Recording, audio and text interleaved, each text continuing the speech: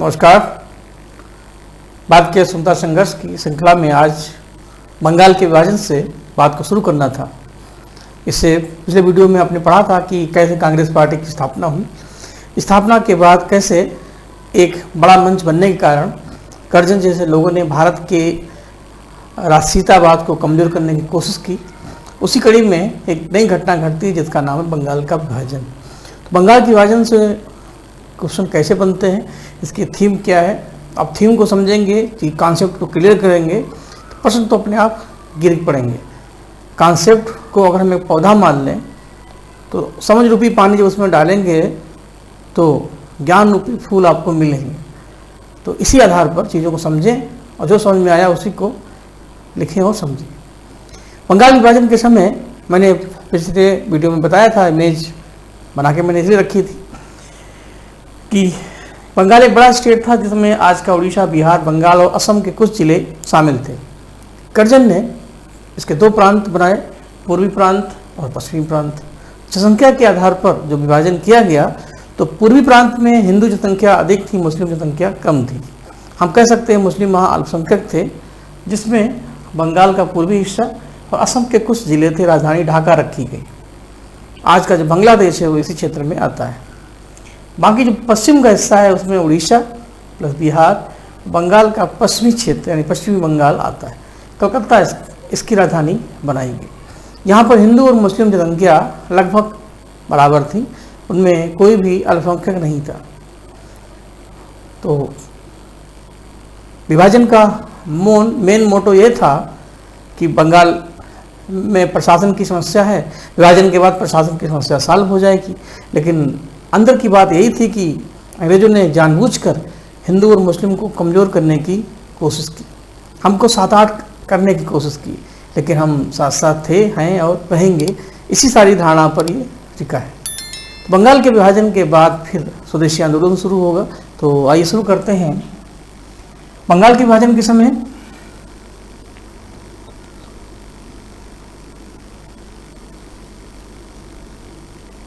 भारत के governor general 1905 का जो भारत है और उसकी बात करें तो लॉर्ड कर्जन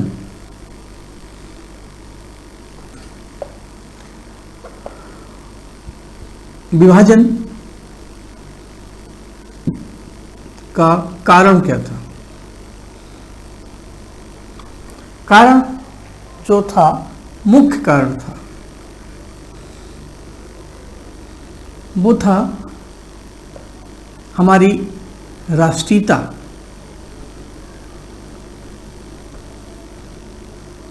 हमारी एकता, ये अंग्रेजों को चुभ रही थी और इसीलिए इसका मुख्य कारण ये था। और इसी में जब विभाजन किया गया तो हिंदू मुस्लिम की एकता को कमज़ोर करने की कोशिश की गई। लेकिन जनता को ये शो के किया गया कि इसकी जो तात्कालिक कारण है वो है प्रशासनिक।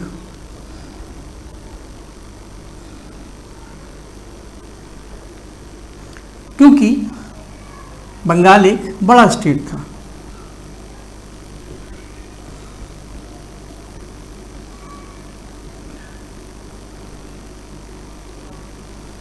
एक विशाल प्रांत था।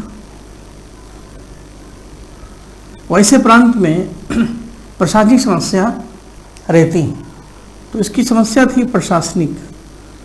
इसी को सॉल्व करने के लिए विभाजन करने की कोशिश की, लेकिन अंदर की बात यही थी कि हिंदू मुस्लिम की एकता ना हो पाए। ठीक, विभाजन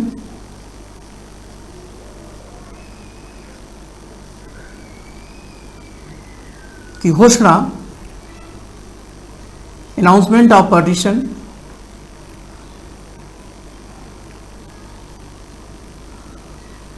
जुलाई 1905 में किया गया। तो विभाजन का विरोध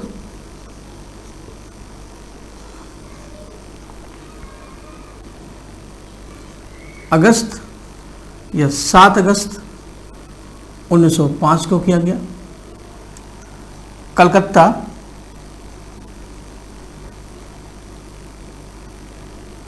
के टाउन हॉल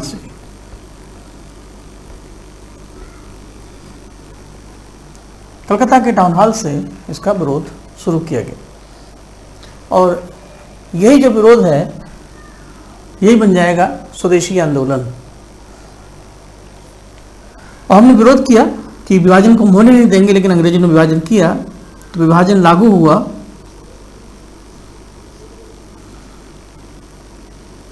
16 अक्टूबर 1905। इस दिन बंगाल के 2 टुकड़े हो गए और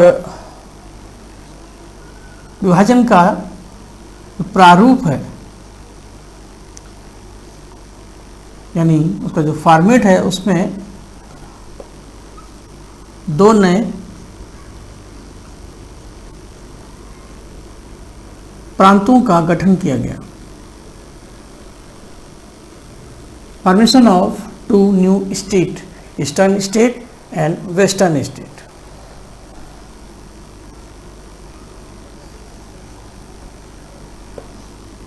ये पूरब है, ये पश्चिम है।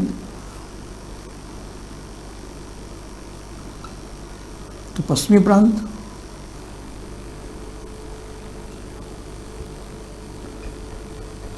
और पूर्वी प्रांत। ठीक, इमेज आपके सामने है, सारी चीजें क्लियर हैं। पश्चिमी प्रांत की कैपिटल राजधानी कलकत्ता। ये पूछा जा सकता है कि कर्जन के द्वारा बनाए गए पश्चिमी प्रांत की राजधानी क्या थी और पूर्वी प्रांत की ढाका।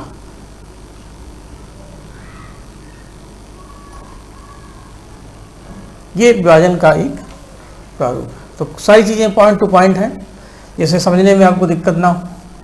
विभाजन का कारण, विभाजन की घोषणा, विभाजन का विरोध, विभाजन कब शुरू हुआ, लागू हुआ, विभाजन का फॉर्मेट क्या था।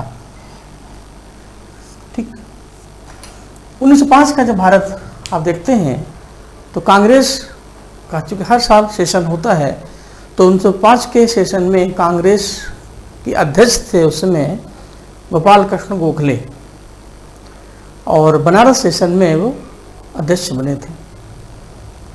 एक क्वेश्चन बनता है कि बंगाल के विभाजन के समय जब भारत का बंटवारा हुआ तो उसमें कांग्रेस का अध्यक्ष कौन था।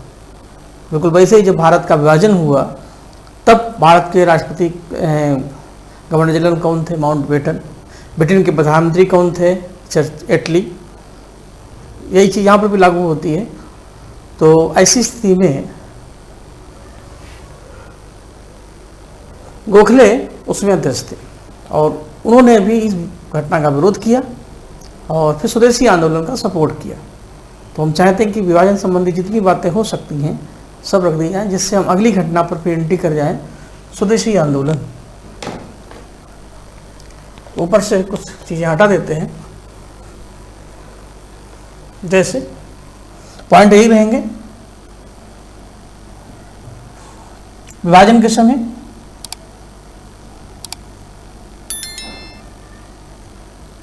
कांग्रेस के अध्यक्ष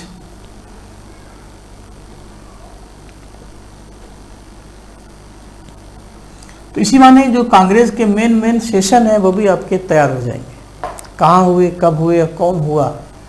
तो कांग्रेस के अध्यक्ष थे गोपाल कृष्ण गोखले,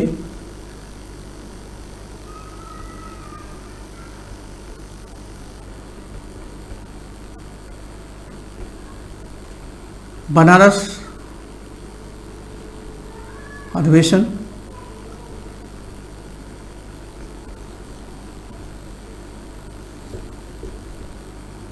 उन्नीस सौ 5। ठीक, तो कांग्रेस के अध्यक्ष गोखले थे, हुआ था बनारस में, ईयर 1905। तो 1905 का जो भारत है वो गोखले की देन है, मतलब गोखले उसके साक्षी। और अब आगे बढ़ते हैं। विभाजन इधर हुआ, 16 अक्टूबर को पूरे बंगाल में मातम सा छा गया। लोगों के लिए एक शॉक न्यूज़ थी कि अंग्रेजों ने हमारे भारत के, हमारे घर के 2 टुकड़े कर दिए। तो ऐसी स्थिति में लोगों ने इसका विरोध शुरू किया। कुछ लोगों ने बंदूक का रास्ता अपनाया और क्रांतिकारी आंदोलन शुरू किए। रविन्द्रनाथ टैगोर स्वामी विवेकानंद के भाई भूपेंद्र नाथ दत्त, स्वामी विवेकानंद का नाम था नरेंद्र नाथ दत्त, और अरविंद घोष के भाई बारेंद्र घोष। तो बारेंद्र और भूपेंद्र ने मिलकर के एक संस्था बनाई, कलकत्ता अनुशीलन समिति, जो क्रांतिकारी संस्था थी। लेकिन कुछ ऐसे युवा थे जो कांग्रेस में शामिल हो गए, लाल बाल पाल। तो ये एक गर्म युग था, गर्म दल का ग्रुप था जो अंग्रेजों का विरोध कांग्रेस के मंच से करना चाहता था। यहीं से गर्म दल की कांग्रेस में एंट्री होती और 1905 में गोखले कांग्रेस के अध्यक्ष बनते हैं। फिर 1906 में कांग्रेस का अगला अधिवेशन कलकत्ता में होता है, दादा भाई नौरोजी कांग्रेस के अध्यक्ष बनते हैं। लेकिन और जो गर्म दल वाले हैं उनका अभी खाता नहीं खुलता है अध्यक्ष के पद पर, क्योंकि उनकी संख्या कम थी और अनुभव की कमी थी। एक साल के बाद 1907 में सूरत सेशन होता है। सूरत सेशन में नरम दल की तरफ से रास बिहारी घोष और गर्म दल की तरफ से लाला लाजपत राय। लेकिन फाइनली अध्यक्ष बनते हैं रास बिहारी घोष। लाला जी की हार यानी गर्म दल की हार। और इसी विषय पर दोनों में झगड़ा होता है, नरम और गर्म में, और कांग्रेस का विभाजन हो जाता है। कांग्रेस में पहली फूट पड़ जाती है। 2 भाई जो साथ साथ थे फिर 7-8 हो जाते हैं। और 1916 में जो लखनऊ सेशन होता है तो एनी बेसेंट और तिलक के प्रयास से दोनों भाई फिर गले मिलते हैं, क्योंकि उनको फिर एक किया। तो ये सारी बातें होती हैं। ये क्वेश्चन बनते हैं, कांग्रेस के किस अधिवेशन में कांग्रेस और नरम गरम अलग हुए, किस अधिवेशन में नरम गरम साथ हुए। तो धीरे धीरे जब आप पढ़ते जाएंगे तो मेन बातें क्लियर भी होती जाएंगी और कुछ दिमाग में सेट भी होता जाएगा। फिलहाल हम अपने टॉपिक पे फिर आ जाएं। कांग्रेस के अध्यक्ष गोखले थे और 16 अक्टूबर को जिस दिन विभाजन हुआ इस दिन शोक दिवस था। रविन्द्रनाथ टैगोर ने लोगों को एक करने के लिए राखी दिवस मनाने की घोषणा की। ये बात मैंने पिछले क्लास में बताई थी, पिछले टॉपिक में। लेकिन अब हम क्योंकि इस टॉपिक में एंट्री कर चुके हैं तो 16 अक्टूबर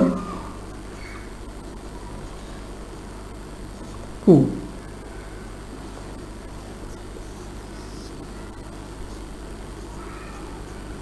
शोक दिवस,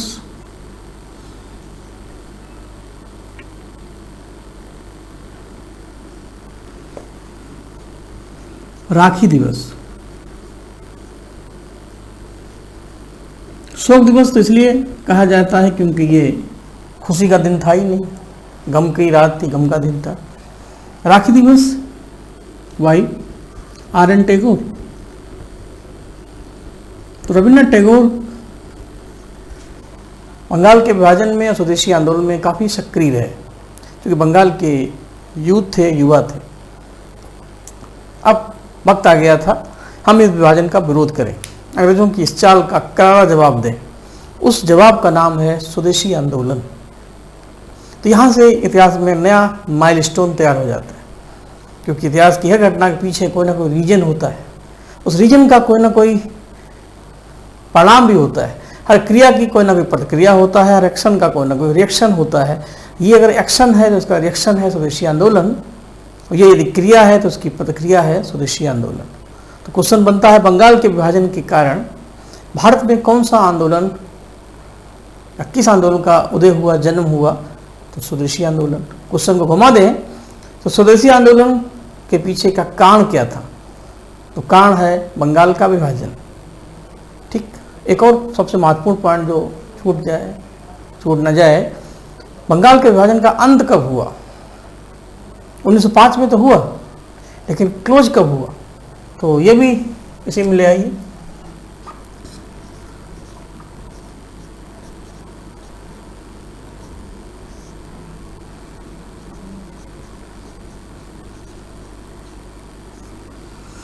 विभाजन की समाप्ति देखिए 16 अक्टूबर से 1905 से 12 दिसंबर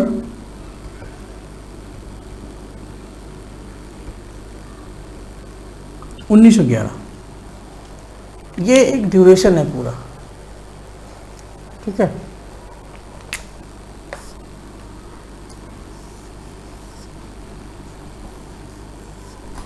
तो 1905 से लेकर के 1911 तक ध्यान ये रखना है कि जब ये विभाजन हुआ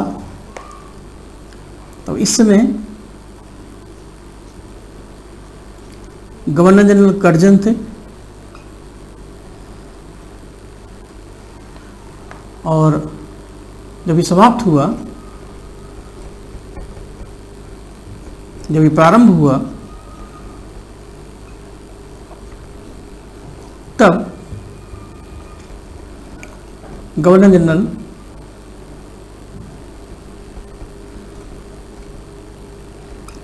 हार्डिंग सेकेंड थे, हार्डिंग द्वितीय, ठीक। और हार्डिंग द्वितीय के समय दिल्ली दरबार लगा था, तो बंगाल का विभाजन किस घटना से संबंधित है वो भी इसमें जोड़ दीजिए। गवर्नर जनरल हार्डिंग और मुख्य जो इवेंट थी जो हार्डिंग के समय थी,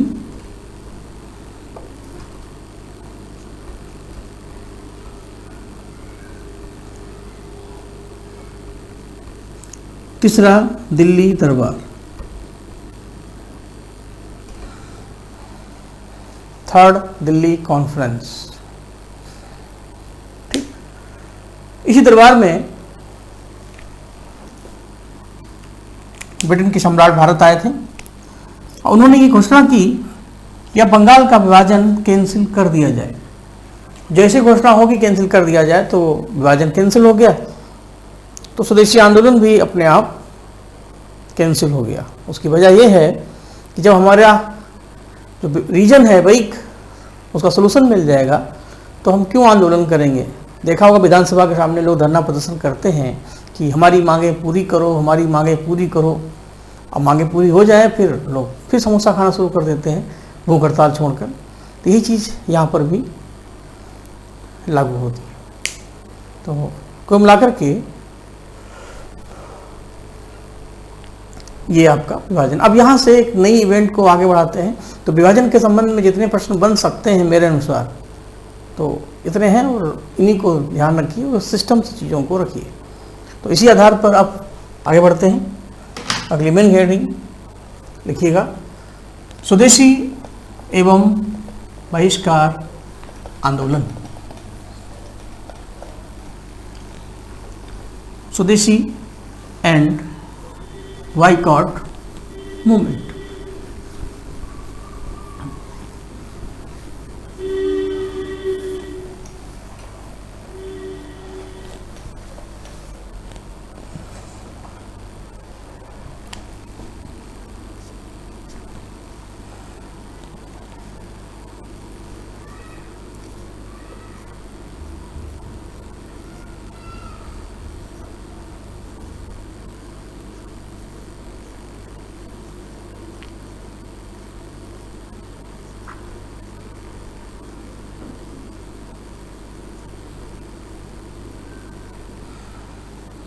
उन्नीस सौ 5 से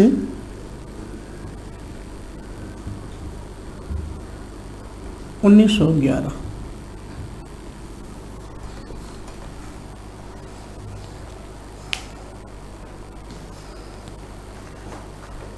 सारी चीज़ें क्लियर हैं। मैंने बताया था स्वदेशी और बहिष्कार आंदोलन क्यों हुआ, उसकी वजह क्या है। तो समय ना लाश करते हुए सीधे मुद्दे पे आए। स्वदेशी आंदोलन का कारण 1905 का ये भारत है। तो कारण है partition of Bengal,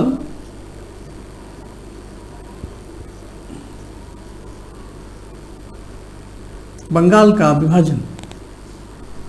governor general Curzon है, क्लियर है, 1905 का है तो इसलिए लिखने की जरूरत नहीं। कुछ चीज़ें लिखी नहीं जाती हैं, समझाई जाती हैं, जैसे बार बार मैं ओरल बोल दे रहा हूँ। स्वदेशी आंदोलन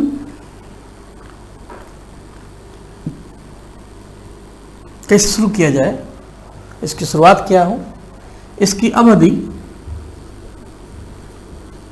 कब से कब तक रहा, यानी इसका ड्यूरेशन, जो कि बंगाल के विभाजन के बाद शुरू हुआ 7 अगस्त 1905 से 12 दिसंबर 1911, क्योंकि बंगाल विभाजन स्वदेशी आंदोलन का चोली दामन का साथ, जहाँ वो रहेगा वहाँ यहाँ ये रहेगा। तो 7 अगस्त 1905 को इसका प्रारंभ हुआ कलकत्ता से, कलकत्ता के टाउन हॉल से। जैसे अनाउंसमेंट हुआ कि बंगाल का विभाजन होगा, तो बंगाल के युवाओं ने कहा कि होने नहीं देंगे, हम अपना आंदोलन करेंगे। तो ये वही है, और इसका अंत दिल्ली से, दरबार से।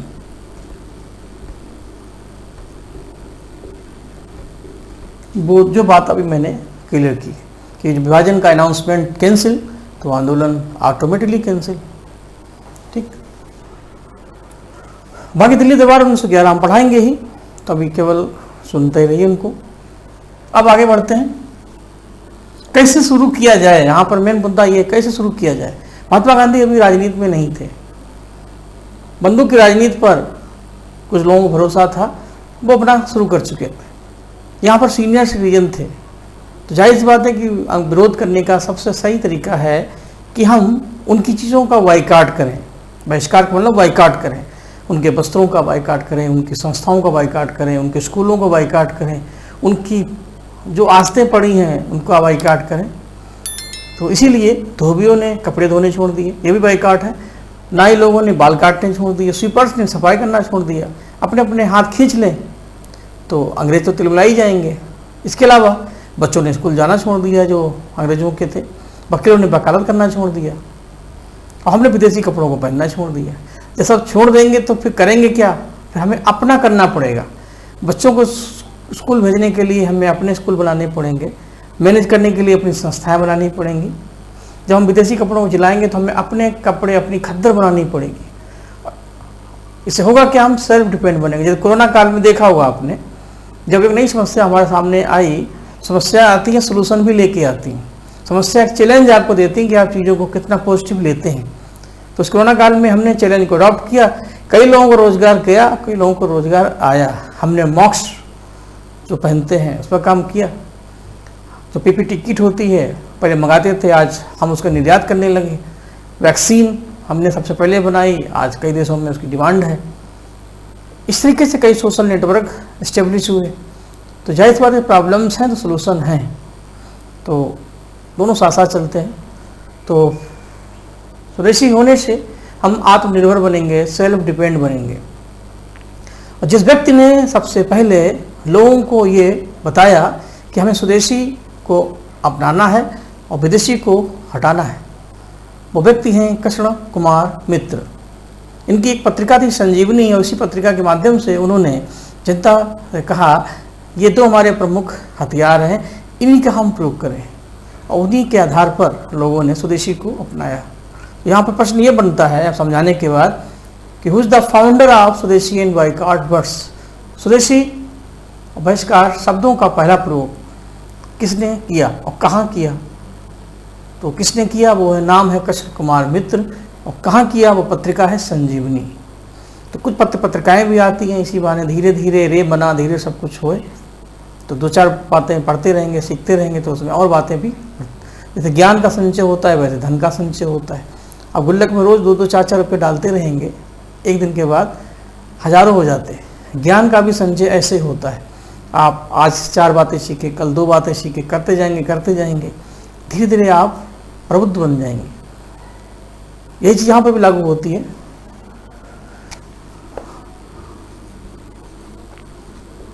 स्वदेशी और बहिष्कार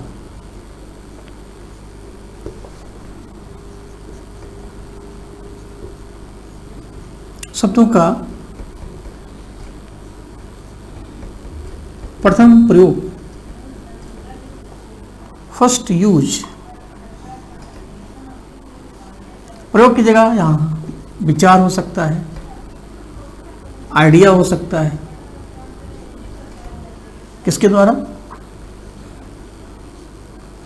बाई का मतलब यहां होगा के द्वारा।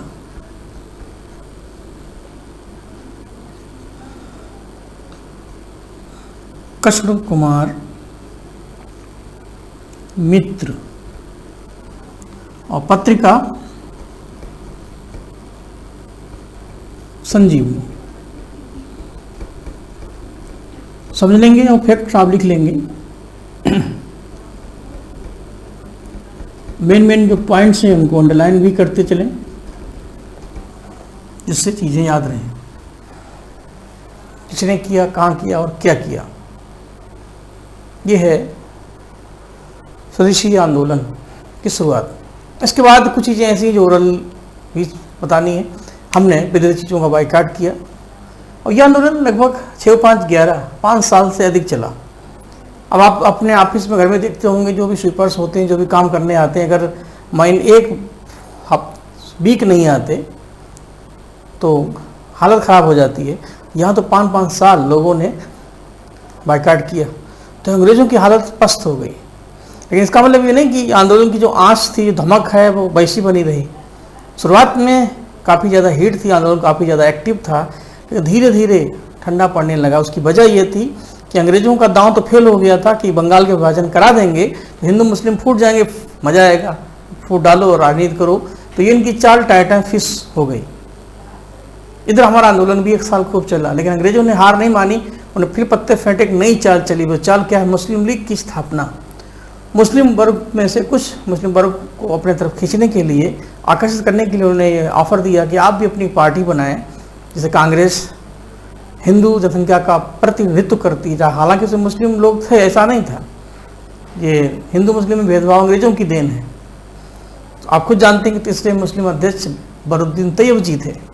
मौलाना आज़ाद खान, अब्दुल गफ्फार खां, ये राष्ट्रवादी हैं और कट्टर देशभक्त हैं। ये चीज़ यहाँ पर भी लागू होती, लेकिन कुछ ऐसे मुस्लिम नेता थे जो राजभक्त थे। राजभक्त का मतलब होता है ब्रिटिश पावर के समर्थक थे, ना कि राष्ट्रभक्त थे। उसमें से 2-4 नाम हैं, जैसे मोहम्मद अली जिन्ना, एक नाम और है सर सैयद अहमद खां, जिनकी एक अपनी पॉलिसी थी। लियाकत अली, रहमत अली, मोहम्मद रहमत अली, इन लोगों ने आगे चलकर यही सोचा कि अंग्रेज भारत में रहेंगे तो हमारे कौम का, हमारा वेलफेयर होगा। तो इसी आधार पर इनके 2 व्यक्तित्व थे। तो उसी कड़ी में यहाँ भी वही चीज़ थी। तो मुस्लिम लीग पार्टी बनाने का ऑफर दिया ढाका में, तो वो तो पार्टी बनती रही, तो एनर्जी थोड़ी सी डाइवर्ट हो गई, लेकिन फिर भी हमारा आंदोलन चला। और विभाजन जब तक कैंसिल नहीं हुआ, हम इसको चलाते भी रहे। तो ऐसी स्थिति में अब आगे क्या होना है? आगे यही हुआ कि आंदोलन चलता रहा। तो इस आंदोलन की जो प्रमुख घटनाएं हैं, उसमें एक घटना ये है कि इस आंदोलन के दौरान कुछ प्रमुख संस्थाएं बनाई गई। ऐसे ही कुछ संस्थाएं असहयोग आंदोलन में जब महात्मा गांधी शुरू करेंगे तब आपको मिलेंगी।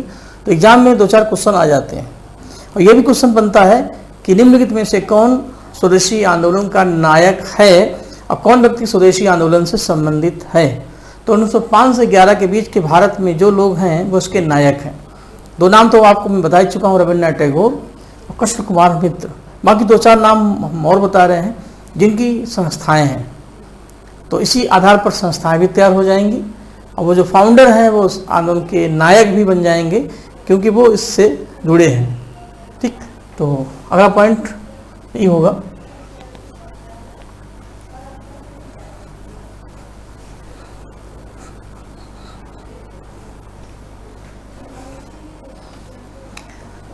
इस आंदोलन में प्रमुख स्वदेशी संस्थाएं।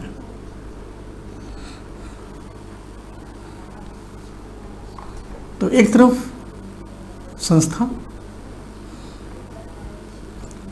एक तरफ संस्थापक।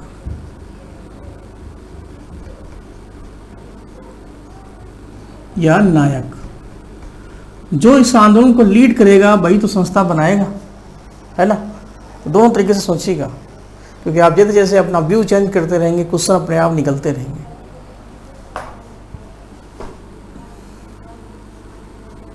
पहली संस्था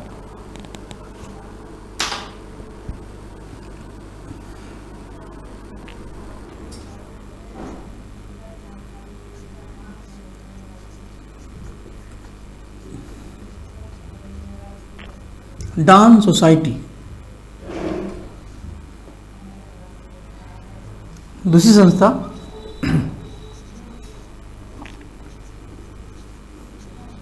फेडरेशन हॉल। तीसरी संस्था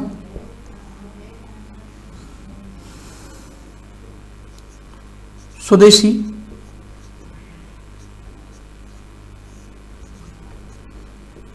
बांधव समिति। स्वदेशी बांधव समिति, बांधव यानी बांधने वाली। चौथी संस्था बंगाल केमिकल्स।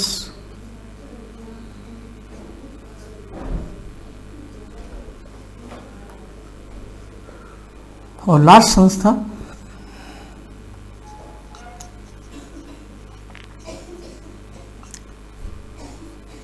भारतीय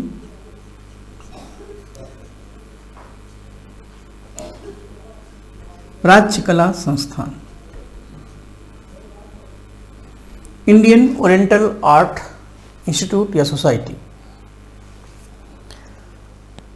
डांस सोसाइटी एक शैक्षिक संस्था है, फेडरेशन हॉल एक प्रशासनिक संस्था है, स्वदेशी बांधव समिति एक एनजीओ है, एक स्वयंसेवी संस्था है लोगों की मदद करने के लिए।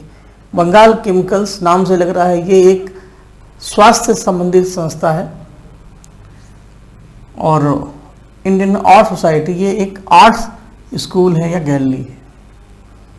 तो डांस सोसाइटी बच्चों को शिक्षा देने के लिए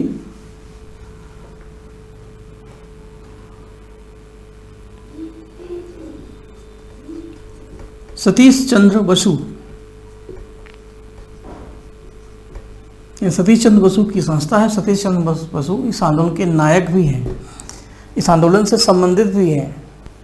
फेडरेशन हॉल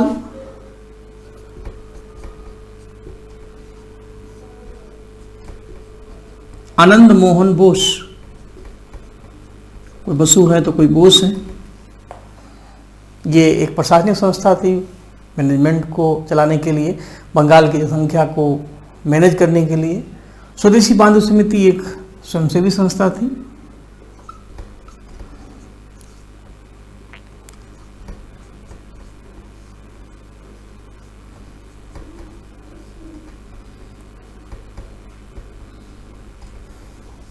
अश्विनी कुमार दत्त इसके फाउंडर थे। बंगाल केमिकल्स जो थी उसकी हम बात करें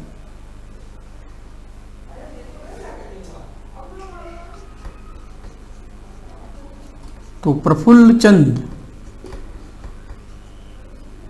ये एक हेल्थ संस्था थी, हेल्थ से संबंधित लोगों को हेल्थ ट्रीटमेंट करने के लिए, दवाइयाँ पहुंचाने के लिए। तो बंगाल केमिकल्स इसलिए फेमस थी। अपराध का संस्थान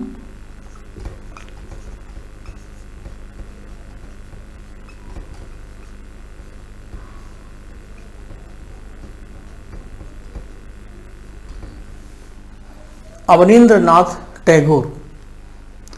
अवनींद्रनाथ टैगोर एक पेंटर थे, चित्रकार थे, और स्वदेशी आंदोलन से पहले उनकी जो पेंटिंग की थीम थी वो वेस्टर्न थी। जब हमने अशोक आंदोलन को जब बंगाल के विभाजन का हमने विरोध किया, हर चीज़ का विरोध किया, तो रवींद्रनाथ टैगोर ने विदेशी थीम का भी विरोध किया। विदेशी थीम का मतलब है चित्र पेंटिंग के लिए हम जो विषय लेते थे वो वेस्टर्न कल्चर से प्रभावित थे। तो रवींद्रनाथ टैगोर की जो थीम थी, उन्होंने भारतीय चित्रकला को मोटिवेट किया, बताया कि हमारी जो आर्ट है कितनी समृद्ध है, कितनी विशाल है, कितनी बृहद है। इसके लिए उन्होंने एंशिएंट हिस्ट्री से लेकर के स्वतः आधुनिक भारत तक के सारे आर्ट जो स्कूल हैं उनकी फेमस जो चित्रकारिता है उसको दिखाया। जैसे मौर्य काल में, गुप्त काल में, मरुत्तर काल में जो भी आर्ट हैं, जैसे आपकी अजंता एलोरा के चित्र हैं, जैसे भीमबेटका की गुफाओं के चित्र हैं। तो भारत में आर्ट का शुरू से ही रहा है। इसके अलावा मुगल काल में भी आर्ट का जो इम्पोर्टेंस रहा है, तो भारतीय कला को गांधार शैली, मथुरा शैली, बेसर शैली जो मंदिर निर्माण में की जाती थी, तो इस आर्ट को उन्होंने प्रभावित किया। अजंता एलोरा के चित्र तो विश्व में फेमस हैं। दूसरी बड़ी बात, ये जितने भी लोग हैं, अगर हम थोड़ी देर के लिए संस्था को ड्रॉप भी कर दें, एग्जाम में क्वेश्चन आएंगे तो या तो इनका मैचिंग आएगा, और जरूरी नहीं कि यही 5 आ जाए। मान लीजिए 2 संस्थाएं आगे की 2 पीछे की, जैसे आ जाए कि Abhinav Bharat, Ghadar party, dance society, land holder society. तो भारत के स्वतंत्रता संग्राम में कई संस्थाएं हैं, तो धीरे धीरे आप उन सबको पढ़ डालेंगे, लेकिन टॉपिक वाइज देखेंगे तो ऐसा। अगर थोड़ी देर के लिए नायक की बात करें तो सतीश, आनंद, अश्विनी, प्रफुल्ल, अवनींद्र और कृष्ण कुमार मित्र और रवींद्रनाथ टैगोर, ये 5-7 लोग इस आंदोलन के मेन कमांडर हैं, नायक हैं, जिन्होंने अपने अपने तरीके से आंदोलन को चलाया। रवींद्रनाथ टैगोर ने आमार सोनार बंगला गीत लिखा, जो बंगाल का राष्ट्रगीत बना। इसी तरीके से लोगों को मोटिवेट किया, एकता स्थापित की। ये सब चलता रहा 1911 तक। 1911 तक आते आते भारत में ये नए governor general lord Hardinge second बने, और जनता का जो विरोध था लंबा हो चुका था कि अंग्रेज खुद चाहते थे कि इसको बंद हो। ब्रिटेन के उसमें नए सम्राट बने थे जॉर्ज पंचम, तो वो भारत आने के लिए भी इंटरेस्टेड थे। तो उनके वेलकम में एक कॉन्फ्रेंस हुआ जिसको दरबार कहते हैं। तीसरा दिल्ली दरबार है, तो पहला दरबार, दूसरा दरबार क्या है, कब हुआ, ये सारी बातें हम अगले वीडियो में आपको बताएंगे। और अगली हेडिंग जो हम अब डाल देंगे इसके बाद, वो तो होगी मुस्लिम लीग की स्थापना। लेकिन 1911 का जब दरबार पढ़ाएंगे तब हम बताएंगे कि पहला दरबार, दूसरा दरबार, तीसरा दरबार, बंगाल के विभाजन का अंत और स्वदेशी आंदोलन का अंत तीसरे दिल्ली दरबार से। पहला दरबार लिटन के समय हुआ था, दूसरा दरबार कर्जन के समय हुआ था, तीसरा हार्डिंग सेकेंड के समय हुआ था। तो देखते देखते ये आंदोलन 1911 तक चला गया। अब थोड़ा सा पीछे की तरफ चलते हैं। 1905 के समय जब स्वदेशी आंदोलन शुरू हुआ बंगाल विभाजन के बाद, तो एक पल को लगा कि भारत में चीज़ें बिगड़ जाएंगी, हिंदू मुस्लिम टूट जाएंगे, अंग्रेजों को यही लगा होगा, लेकिन दांव उनका उल्टा पड़ गया। तो ऐसी स्थिति में इधर हम अपना आंदोलन चलाते रहे, उधर अंग्रेज दूसरी डाल को काटते रहे।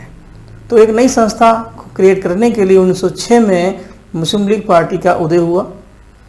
उसके 1 साल के बाद सूरत अधिवेशन में कांग्रेस की सूरत बिगड़ गई, नरम गरम अलग हो गए, और मुस्लिम लोगों को जो वादा किया था लॉर्ड मिंटो ने, उसके लिए मिंटो मल्ल एक्ट आया। उसके बाद फिर दिल्ली दरबार होता है। तो 1905 और 11 के बीच में 2-3 घटनाएं ऐसी हैं जो सर्विस लेन में चल रही हैं, मेन हाईवे पर ये चल रहा है। तो अगली मुलाकात में आप पढ़ेंगे अगली क्लास में मुस्लिम लीग की स्थापना, पहले सूरत स्टेशन, उसके बाद मिंटो मल्ल एक्ट, उसके बाद और दिल्ली दरबार उसके बाद, और उसके बाद फिर हम फर्स्ट वर्ल्ड वार में एंट्री कर जाएंगे। तो इस तरीके से इनको आप लेते रहें और अगले क्लास का एंजॉय करें। सभी लोगों को नमस्कार।